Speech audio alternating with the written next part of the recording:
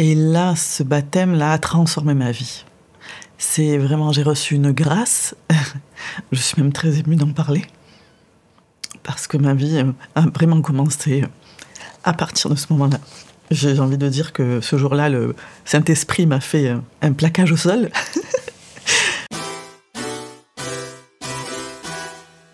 J'étais quelqu'un de spirituel, déjà. Mais j'appelais vraiment Dieu. Je parlais d'énergie divine, d'énergie christique. Voilà, j'étais dans ça, dans la conscience christique, la conscience divine. Voilà, tous ces concepts un peu, la source, l'univers. Donc voilà, juste avant ma nouvelle naissance, c'est comme ça que je me décrivais. Je pouvais dire la source est en moi. Ces concepts que je pensais être la vérité, mais qui sont vraiment de l'ésotérisme, de la fausse lumière, du New Age. Je connaissais même pas trop ce mot, mais c'est vraiment comme ça que ça s'appelle. Et la nouvelle naissance vraiment a tout transformé en moi. Donc j'aimais déjà le Christ, déjà avant, mais je savais pas que j'étais sur un faux Christ.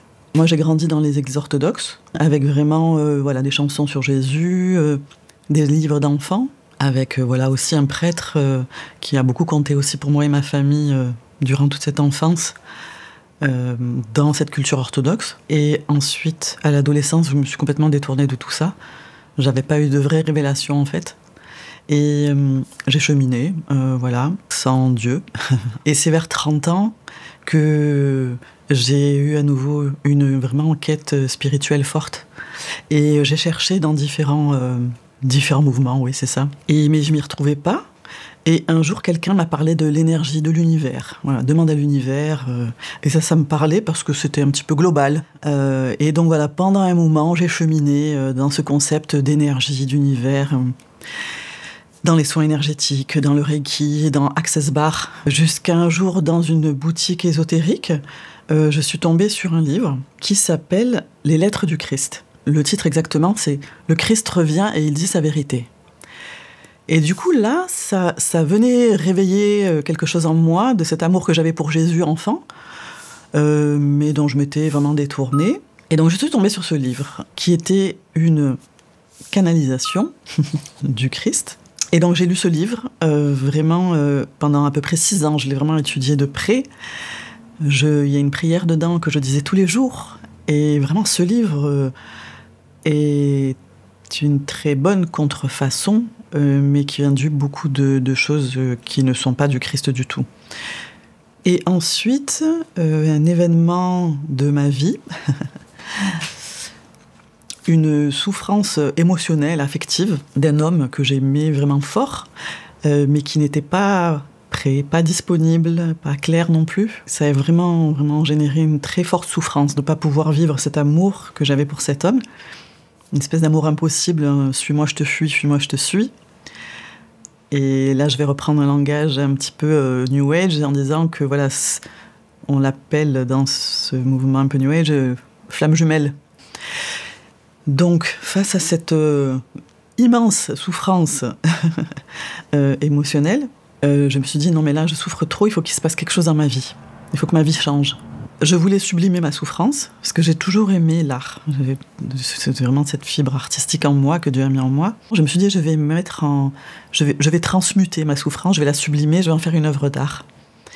Et à ce moment-là, ce que j'avais envie, c'était vraiment de rentrer dans l'eau et de renaître une nouvelle personne. Je ne connaissais pas du tout le baptême, la nouvelle naissance, j'avais jamais entendu parler de ça.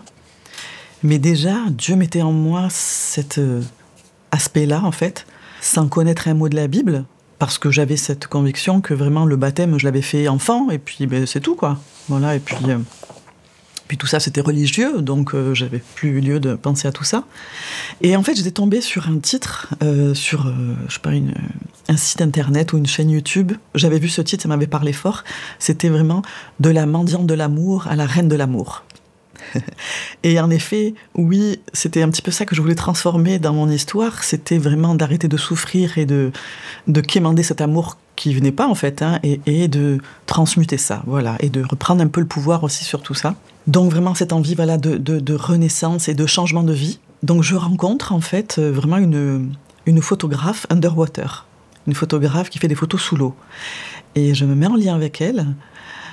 à peu près au même moment où je rencontre cette personne, juste un petit peu avant, au moment où en fait je prends la décision de faire ce shooting photo pour sublimer ma souffrance et la transformer, je sais pas, dans une histoire de quelques jours, un jour où j'allais pas très bien, un copain passe à la maison et il me parle de la nouvelle naissance. Et il me raconte le témoignage de son neveu qui se fait baptiser. Et à ce moment-là, il y a comme quelque chose qui s'allume en moi et je sens que c'est ça. Donc je me demande qu'il me raconte un peu le baptême de son neveu. Et je contacte son neveu qui m'explique la nouvelle naissance. Je rencontre des personnes qui sont des chrétiens, qui lisent la Bible, disciples de Christ, et qui m'expliquent que c'est vraiment le baptême de Jésus-Christ. Et moi qui aimais vraiment profondément le Christ, et qui voulais cette renaissance, voilà, je sentais vraiment que c'était ça. Je comprenais pas tout. La Bible, ça me parlait pas. Vraiment naître d'eau et d'esprit, oui. La Bible, parce que moi j'étais avec mon faux Christ dans lequel j'étais bien. Enfin, je pensais. Et la Bible, ça me parle pas. Mais en tout cas, je fais ce shooting photo sous l'eau avant d'être baptisée. En plus, les photos abordent toutes. Vraiment, le Saint-Esprit conduisait toutes choses. Hein, vraiment, les photos, chaque photo appelle quelque chose de la Bible et de ce qu'elle annonce. Et 15 jours, 3 semaines après, en fait, j'apprends qu'un week-end de formation de disciples et de baptême est organisé. Donc vraiment, il y avait une synchronicité parfaite. Hein. Et je vais à ce baptême. Et là, ce baptême-là a transformé ma vie. C'est vraiment, j'ai reçu une grâce. Je suis même très émue d'en parler. Parce que ma vie a vraiment commencé à partir de ce moment-là. J'ai envie de dire que ce jour-là, le Saint-Esprit m'a fait un plaquage au sol. Et après ce baptême, c'était vraiment une évidence, vraiment que j'ai été remplie du Saint-Esprit. Ça a été vraiment une vraie évidence que je ne pouvais plus, physiquement, je ne pouvais plus lire ce livre, Les Lettres du Christ. C'était physique, c'est-à-dire que vraiment le Saint-Esprit que j'ai reçu, cet esprit de vérité, l'esprit de Dieu, c'est comme un scan intérieur qui me disait à chaque fois ce qui était de Dieu, ce qui n'était pas de Dieu. Et la Bible, alors que vraiment, si on m'avait dit un jour que je lirais la Bible, je n'aurais pas cru. La Bible, maintenant, je la serre contre mon cœur et je plonge vraiment dans la parole et dans des études bibliques qui sont vraiment un régal pour moi. Donc il y a vraiment plusieurs étapes dans ce processus. Et la première étape, c'était la repentance. Mais la repentance, je ne savais pas trop ce que c'était, on m'a expliqué. On a mis en lumière des choses que je faisais et je ne savais pas que ça n'honorait pas Dieu, en fait. Hein. Je ne savais pas qu'il y avait des choses, c'était le péché. Même le terme péché, je ne connaissais pas. Il y a tellement de mots qui sont, malheureusement, qui ont une connotation religieuse, alors que le mot repentance, le mot péché, ce n'est pas du tout des termes religieux. C'est très profond, et c'est Dieu qui les emploie lui-même. Je me suis repentie de rapports sexuels hors mariage. Ça s'appelle la fornication.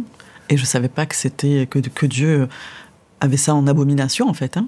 Je me suis repentie des pratiques aussi que j'ai faites, de soins énergétiques. J'utilisais le pendule, j'ai consulté des médiums. Et pareil, ça c'est des choses que vraiment Dieu ne veut pas du tout. J'ai déposé vraiment au pied de Jésus aussi vraiment des choses, des traumatismes que j'ai vécus dans l'enfance, dont j'ai été victime. J'ai vraiment déposé ça. Je me suis repentie du mensonge, du vol que j'ai pu faire quand j'étais peut-être enfant, des choses comme ça. De certaines drogues que j'ai expérimentées aussi. Je ne peux pas dire sur le moment que ça m'a libérée, j'ai déposé ça, parce que j'ai compris à ce moment-là que c'était des choses qui me coupaient de la présence de Dieu. Donc je me suis repentie le jour de ce baptême, en présence de deux sœurs. Hein. Donc la repentance était face à Dieu. Hein. Et ensuite, je suis rentrée dans les eaux du baptême. Et ça a été vraiment le plus beau jour de ma vie. Je me rappellerai toujours le moment où on m'immerge dans l'eau et on me dit « meurs en Christ, ressuscite en Christ ». Vraiment, ces deux phrases sont vraiment... Il y a une puissance. Et je sors de l'eau.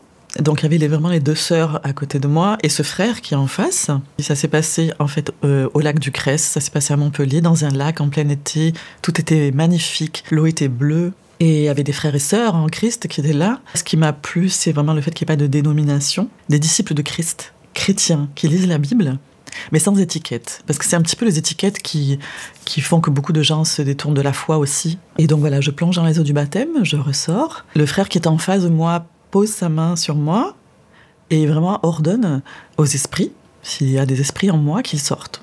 Donc, je ne savais même pas que j'avais des esprits en moi. Donc je suis là, je pense à rien. Et il pose sa main comme ça et il dit avec autorité, hein, tu sors maintenant, tu sors. Au nom de Jésus-Christ, tu la lâches, tu sors maintenant.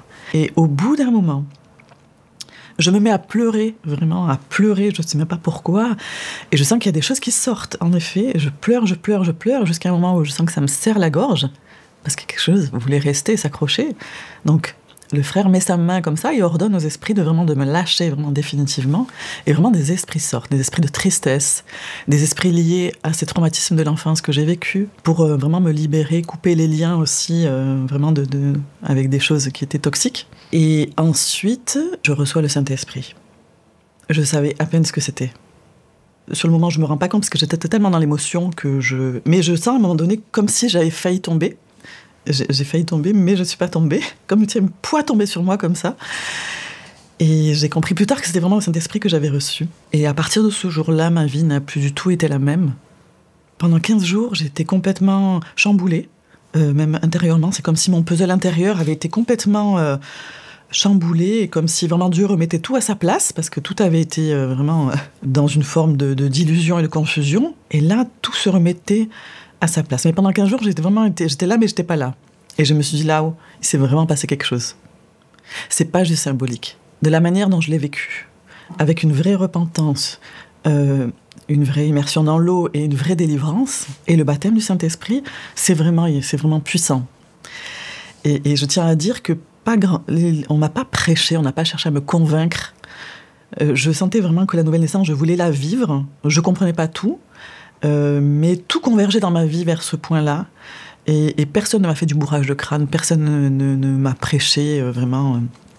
C'est vraiment Dieu qui a conduit, la puissance du Saint-Esprit qui savait ce qu'il faisait avec moi. J'aimais tellement Jésus, et je m'étais toujours dit, même avant la nouvelle naissance, avant tout ça, si Jésus était là à notre époque, je sais que je quitterais tout pour le suivre, parce que je savais que c'était lui qui disait la vérité. Il ne se laisse pas voir pour le moment, mais je sais qu'il est là. Et voilà, donc après ce baptême, tout a changé. Mon référentiel intérieur, c'était comme si j'étais toujours moi, hein, bien sûr, mais avec une nouvelle conscience. Et il y a des choses que je ne pouvais plus faire. Vraiment, ma vie a changé, mes centres d'intérêt ont changé. J'ai vraiment éliminé tout ce qui est pendule, tarot, tout ça. Hein. Vraiment, je ne consulte plus les médiums, je fais plus tout ça.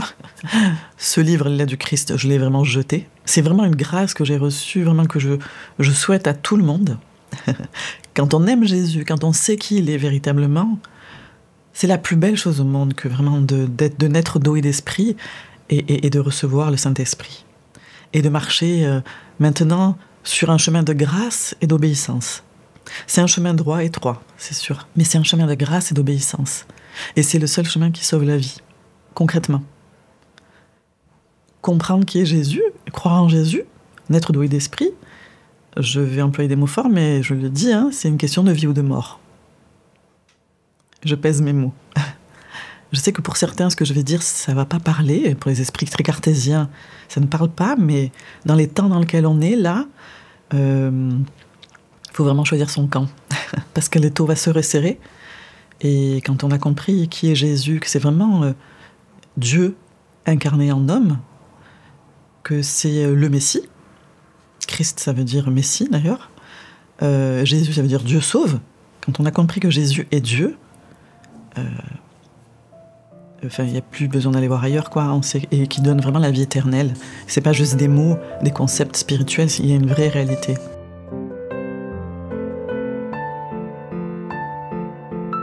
Et donc maintenant que je suis née d'eau et d'esprit, que j'ai reçu le Saint-Esprit en moi m'émonde.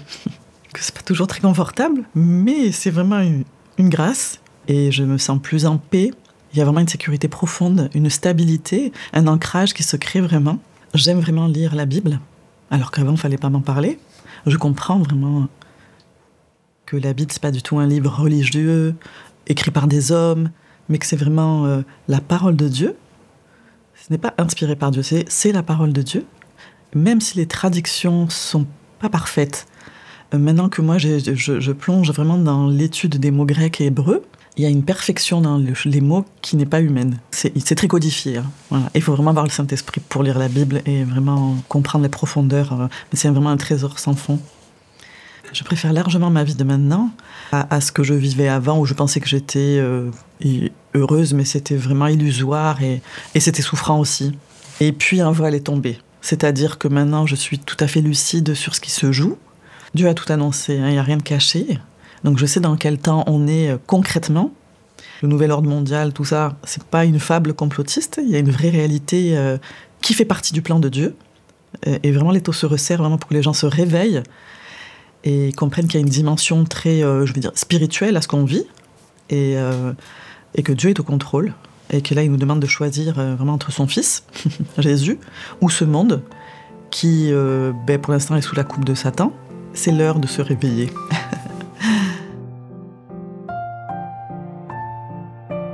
On est dans des temps de grande manipulation, de grande séduction, où il y a beaucoup de faux Christ. Satan, d'ailleurs, est copie un Dieu. Donc, il emploie vraiment des mots similaires, mais vraiment pour faire dévier. Et j'étais dans ce livre, donc Les Lettres du Christ. Je pensais vraiment que c'était le Christ. Aujourd'hui, je fais vraiment la différence entre qui je suis maintenant, avec la nouvelle naissance, et cette prise de conscience que ce livre-là n'était pas du tout du Christ. Parce que si vraiment ce livre était du Christ, pourquoi dans ce livre on ne parle pas de la nouvelle naissance? Si vraiment c'est le Christ, le chemin, la vérité, la vie. Surtout que dans ce livre, ça dit je suis le chemin, la vérité, la vie. Donc ça induit déjà en erreur. Pourquoi dans ce livre, si c'est le Christ, il ne parle pas de la nouvelle naissance? Parce que c'est là que tout commence. Pourquoi dans ce livre, on ne parle pas du baptême du Saint-Esprit? Parce que c'est ça qu'il faut recevoir. C'est Dieu en soi, l'Esprit de Dieu en soi. Dans ce livre, Les Lettres du Christ, à un moment donné, je sais que il parle des temps, un peu de la fin des temps, qu'on va aller vers des temps un peu difficiles.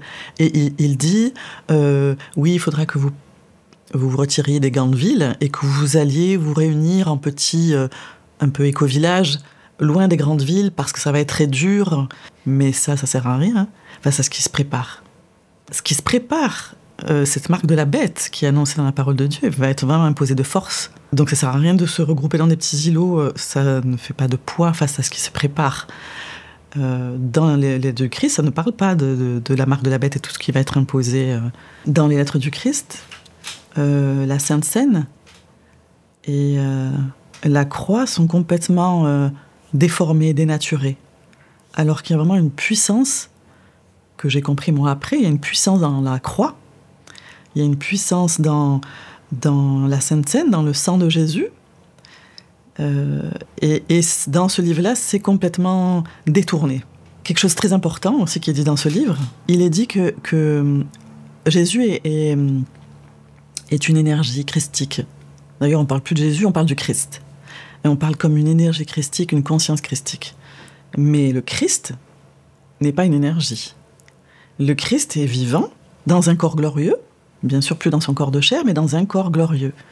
Et un jour, il sera visible de tous. Et la Bible dit, un jour, tout genou fléchira devant lui. Donc même ceux qui ne veulent pas, même ceux qui ne l'aiment pas, un jour, tout genou fléchira devant le Christ.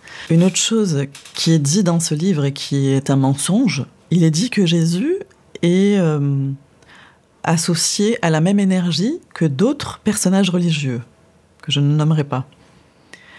Mais si on a compris que Jésus est Dieu, il ne peut pas être fondu ni associé à d'autres personnages religieux. Il est Dieu, il est au-dessus de toute chose. Donc ça, c'est encore un mensonge. Un mensonge que de dire que Jésus est comme le frère jumeau d'un autre personnage religieux que je ne nommerai pas aussi. Voilà. Jésus est vraiment le nom au-dessus de tous les noms.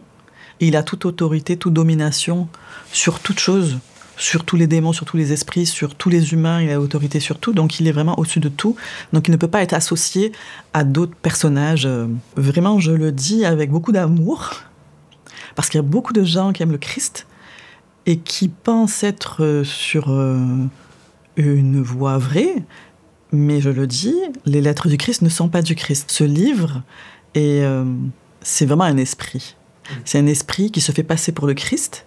La porte-parole, qui est sûrement pleine de bonne volonté, canalise un esprit qui se fait passer pour le Christ. Mais ce n'est pas le Christ. Le Christ, c'est le Jésus-Christ de la Bible.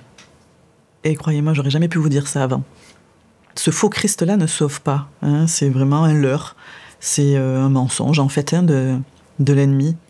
Lucifer, Lucifer, ça veut dire porteur de lumière. Donc, il amène sa fausse lumière. Satan, Lucifer, parle d'amour. Hein, il nous fait croire que Dieu est amour inconditionnel. Dieu n'est pas amour inconditionnel. Hein, Dieu est amour et c'est un juste juge. Et on aura tous des comptes à rendre à la fin.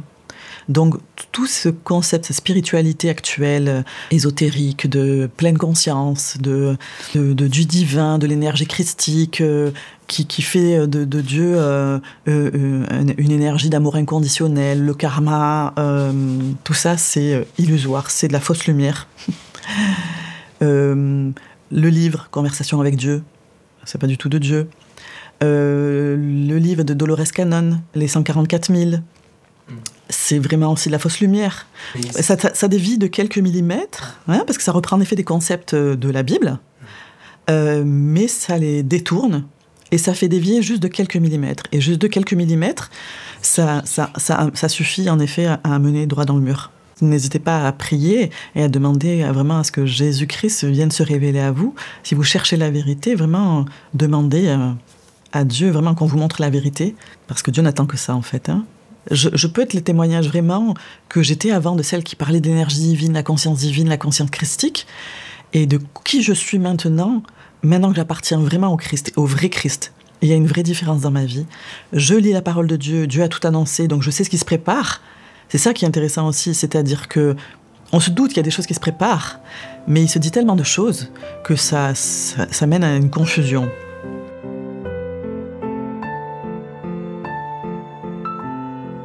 Et il y a aussi le fait que la création est complètement fondue dans son créateur. Alors qu'en réalité, il y a le créateur et il y a sa création. Et c'est vraiment le créateur qu'il faut adorer et pas sa création. Donc, faire la salutation au soleil, ça sert à rien. Embrasser des arbres, ça sert à rien. C'est vraiment adorer le créateur. Adorer l'architecte qui a conçu ce bel immeuble, par exemple, mais c'est pas l'immeuble qu'il faut vénérer. Et donc, tant qu'on n'a pas pris cette dimension-là, que j'avais pas avant, hein, moi aussi je croyais que vraiment Dieu était amour inconditionnel, hein, et cette notion de péché, qui pareil, au premier abord, ce mot est connoté malheureusement religieux, parce que les religieux ont vraiment bien fait leur travail de déformation aussi. Le péché, c'est vraiment une réalité. Souvent, quand on plie le genou, qu'on cherche Dieu, quand on est dans la souffrance, à ce moment-là, qu'on se rend compte que ce qu'on fait, c'est pas joli. C'est quand on arrive au bout. Parce que tant qu'il se passe rien, mais on continue.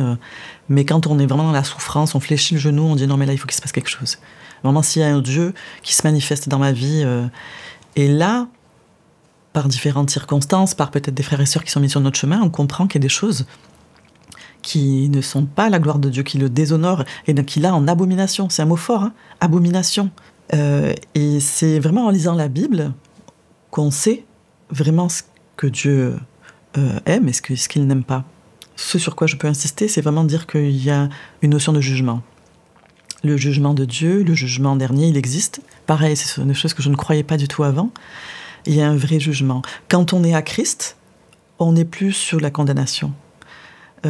Jésus l'a dit, celui qui croit en moi, qui sera baptisé, sera sauvé. Celui qui ne croit pas en moi est condamné. Et il est clair, hein, et il est sans compromis. Hein, Donc là, on est dans des temps où il faut une prise de conscience, il faut un réveil, une auto-analyse, qu'il y a des choses, le vol, la masturbation, le sexe hors mariage, l'adultère, le mensonge, ce sont des péchés. On a tous péché, hein. Il n'y en a pas un qui n'a pas péché, on a tous péché, on a tous un jour peut-être volé, on a tous pris peut-être un jour des drogues, juste même au moins une fois pour essayer, la cigarette, toutes ces choses-là, on a tous péché. Donc on met tout le monde à l'aise, on a tous péché. On est dans des temps de réveil, on est dans des temps de révélation. Le réveil, c'est maintenant. Alors Jésus n'est pas un énième prophète. Jésus n'est pas un maître ascensionné. Jésus n'est pas un simple personnage historique qui régit notre calendrier avant Jésus-Christ, après Jésus-Christ. Jésus n'est pas Sananda. Sananda, c'est un terme d'un personnage dans l'ésotérisme. Et Jésus n'est pas la conscience christique, l'énergie christique. Le Christ n'est pas une énergie. Je vais reprendre ces mots à lui. Jésus, il a dit « Le Père et moi sommes un ». Donc Jésus, il l'a dit lui-même, « Je suis le chemin, la vérité et la vie. Nul ne vient au Père que par moi. Je suis la porte. Celui qui entre par moi sera sauvé. Je suis l'alpha et l'oméga, le premier et le dernier, le commencement et la fin.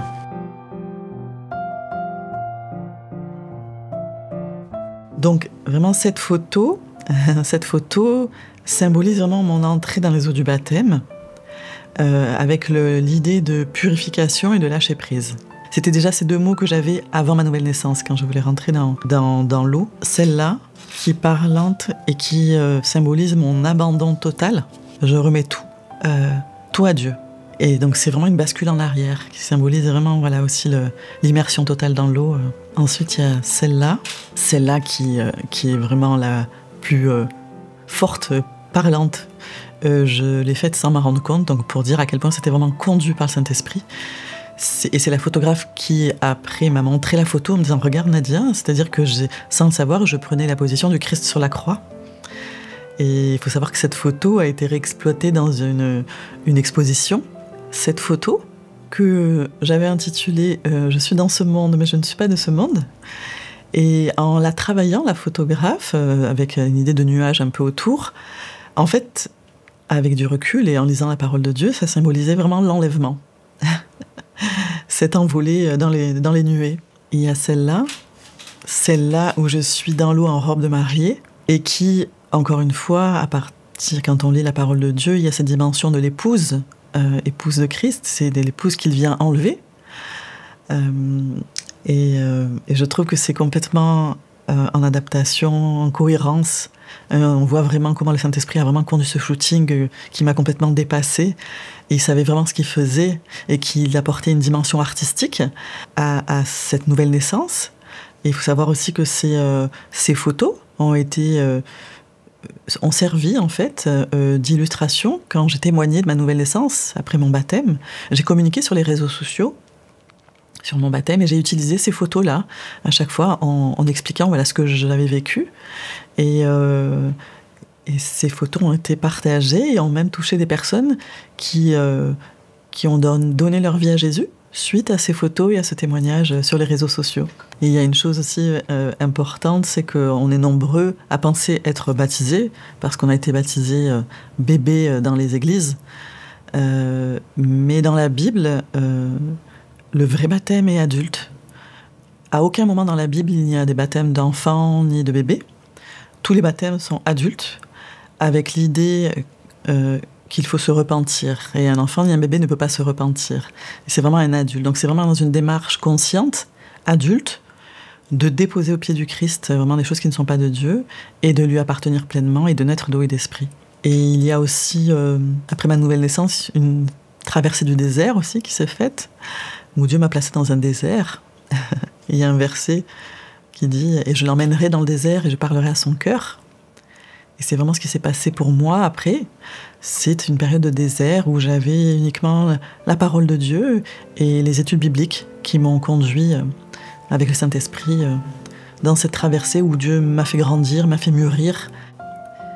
Car plusieurs viendront sous mon nom, disant « C'est moi qui suis le Christ », et ils séduiront beaucoup de gens. Matthieu 24, 5, 11. Un autre verset aussi qui est parlant. « Car il s'élèvera de faux Christ et de faux prophètes. Ils feront de grands prodiges et des miracles, au point de séduire, s'il était possible, même les élus. » Matthieu 24, 24. Donc voilà, Jésus savait que dans la fin des temps, il y aurait des faux Christ qui apparaîtraient, et il nous mettait en garde déjà. Voilà. Et moi, je bénis l'Éternel vraiment d'être venu me chercher dans ma souffrance affective. Souvent, Dieu utilise ou permet la souffrance, parce que c'est souvent là qu'on le cherche. Donc je veux vraiment bénir Dieu pour être venu me chercher, m'avoir sauvé par la nouvelle naissance. Et je sais qu'il va bientôt se glorifier dans ma vie.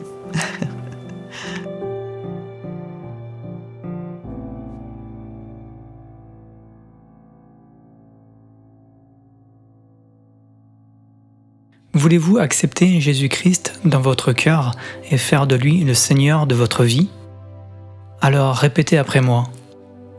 Seigneur Jésus, je reconnais que je suis faible et que j'ai besoin de ton pardon.